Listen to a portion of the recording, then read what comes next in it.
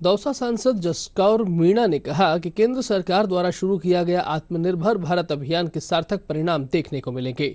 उन्होंने कहा कि नए पैकेज में मजदूरों एवं छोटे व्यापारियों के लिए विशेष योजना तैयार की गई है, जिससे देश आत्मनिर्भर बनेगा और विश्व में मजबूत अर्थव्यवस्था के रूप में स्थापित होगा। दौसा पहुंची सांसद जसकौर मीणा से हमारे संवाददाता संतोष तिवारी ने की खास बातचीत। जिला परिषद में हमारे साथ है दौसा की लोकसभा सांसद जसकौर मीणा।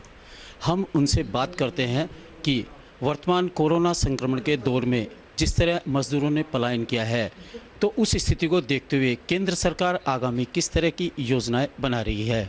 मजदूरों की व्यवस्था के लिए, उनके पुनर्स्थापन के लिए, उनके रोजगार के लिए भारत सरकार चिंता कर रही है और भारत सरकार ने मजदूरों के पुनर्स्थापन, उनके आवास की व्यवस्था के लिए, उनको स्थायी रूप से रोजगार देते हुए बसाने के लिए इस पैकेज में उसमें भी चिन्हित किया है, उसमें भी लिखा है। इस भारत को स्वावलंबी बनाने के लिए जो चिंता की है, उस स्वावलंबी भारत में मजदूर सर्वप्रथम आता है।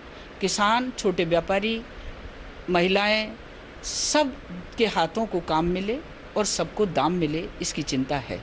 मजदूरों की जो त्रासदी सामने आई है, उससे ऐसा नहीं लगता भी उन्हीं के राज्यों में उनको रोजगार मिले और उनका बेहतर तरीके से उपयोग किया जा सके? क्या ऐसी कोई स्कीम केंद्र सरकार के पास? देखिए, कोरोना महामारी के चलते हुए देश की नीतियों में, देश की व्यवस्थाओं में, राज्यों की नीतियों और व्यवस्थाओं में सब में परिवर्तन करना पड़ेगा। अब हमें चिंता करनी पड़ेगी उस भारत की जो स्वावलंबी भारत है।